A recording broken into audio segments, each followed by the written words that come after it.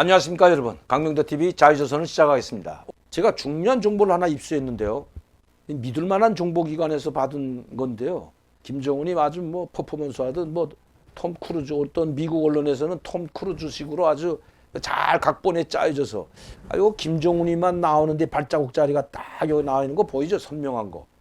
이거 따라서 걸어가라는 한 편에 드라마틱하게 촬영했죠. 탁 하고. 그 다음에 또 이 경납고에서 나오는 사진 보셨죠, 여러분? 무슨 액션 영화 같습니다, 여러분. 자, 제가 그걸 말씀드리자는 게 아니라 이 바퀴, 이 자동차를 보여요. 이 북한이 생산하지 못합니다, 여러분. 이런 대용, 이 트레일러, 그리고 이 미사일을 탑재할 수 있는 이런 바퀴나 이 타이어죠. 그리고 차를 북한에서는 결코 생산하지 못합니다.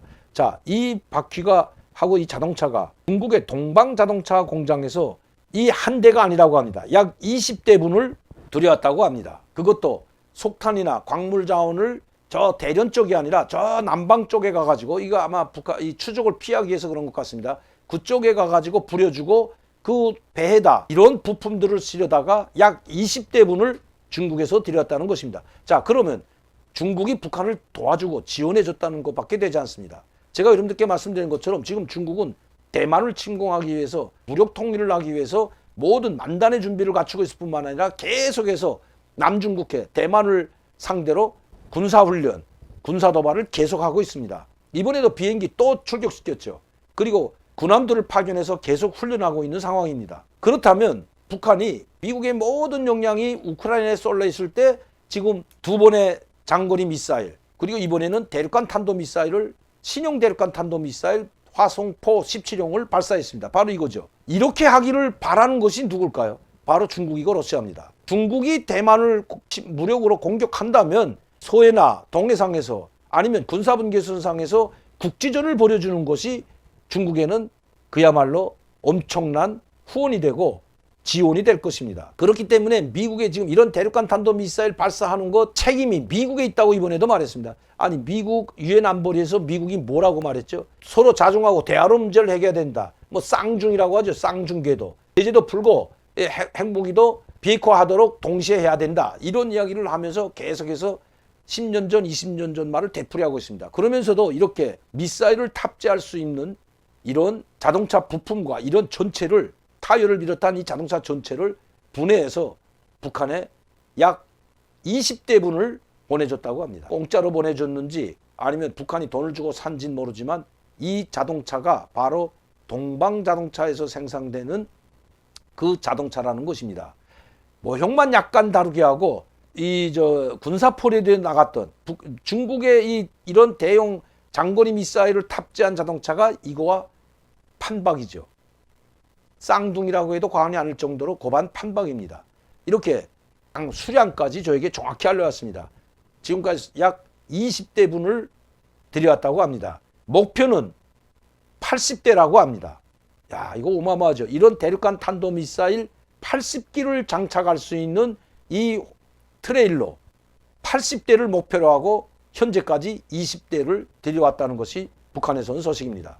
또 이 자동차뿐만 아니라 여기에 들어가는 모든 원료, 부품은 북한에서 정말 생산하지 못합니다. 여러분, 이 겉에 들어가는 이 미사일 동체를 만드는 이 철강 재료를 북한에서 여러분들은 생산한다고 생각하십니까? 천만의 말씀입니다. 결코 이 동체, 미사일 동체 생산하지 못합니다. 원료도 마찬가지고요. 중국이나 러시아에 아무리 기술 들어가고 만들었다고 하지만은 원료 자재는 러시아와 중국에서 들어오는 것은 틀림이 없다는 것입니다. 이번에 국초음속 2발을 발사해서 2발 다 성공했는데 그 국초음 미사일 기술도 바로 중국과 러시아에서 대줬다는 것이 북한에서 온 소식입니다. 즉 러시아와 중국의 기술의 협력을 받아서 북한에서 국초음속 미사일을 만들었다고 합니다. 그리고 2발 다 성공을 했죠. 북한이 아무리 군사기술이 빨리 발전한다고 해도 국초음속 미사일까지, 미국이 아직도 실험에서 실패한 그 국초음속 미사일을 북한은 성공했는데 이미 그 기술, 러시아가 성공했다면 북한 성공은 이미 러시아와 똑같다는 거죠.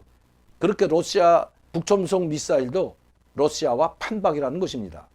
이렇게 지금 북중로는 이미 신냉전 시대로 들어갔다는 것이 북한에서 온 소식입니다. 결코 이제는 북한은 중국을 놓을 수도 없고 러시아도 놓을 수가 없다는 것입니다.